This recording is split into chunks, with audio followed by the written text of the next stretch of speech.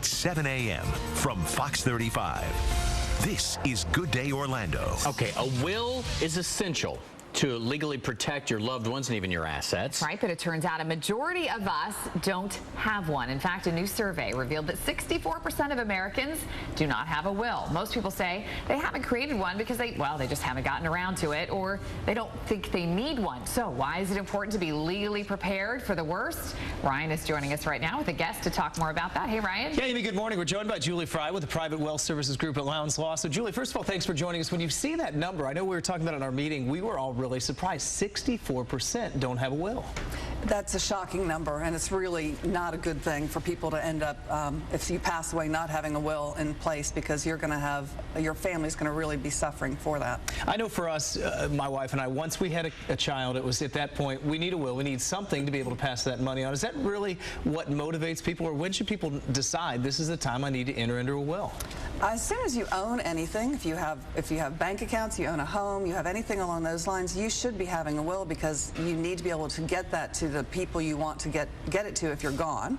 A lot of people, though, you're right, want to do it when they have a child. They say, oh, now I have to deal with this. Now it's important. But it really is important for people when they have anything of assets. And you just spoke to someone recently that they didn't have kids, or they're older, and they still realize we've got a lot of things we need to pass on. A similar will, or a different situation when there's not a lot of family involved? It depends. There are some people who don't have any family, but they want certain charities to be benefited from it. You know, for those people in particular, if they don't have family, it's important for them to think through how they would want those assets to get passed to whom. Is it a friend? I actually reviewed a will that somebody had done on their own that was improperly done. Had no family, weren't married, no kids, no parents, nobody. Nobody's not good English, but anyway, nobody at all. And so they ended up doing a will, giving it to friends, but because the will was improperly done, it ended up going to the state of Florida. Wow. And 64%, there's obviously a lot of people out there that are probably feeling guilty right now. They know they should do this. They've wanted to do it, and we've heard some of those reasons why they don't do it. Some just don't like to think about death. We've seen that a lot. What do you say to them this morning to go ahead and make that move? Well, no one has ever done a will with me and walked out and died. So generally we do a will, and then we review it every few years. So people kind of like the idea of the fact that it's not set in stone unless you're gone.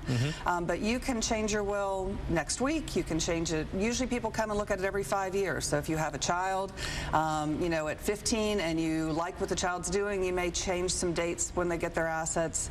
You know, 5 years down the road, you might say, well, they get it at 30 now instead of at 90 now. You know. So you can always make changes to your will. And what's the easiest way to do that? Reach out to an attorney, or? You should definitely see an attorney for doing a will. It's a very important thing, you know, and if you don't do it right, it's a total mess.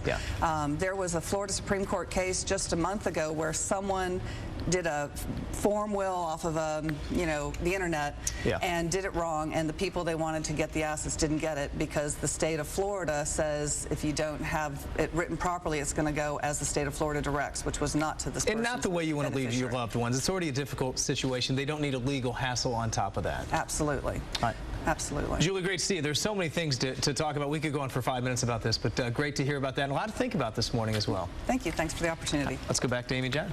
All right. Thank you, guys.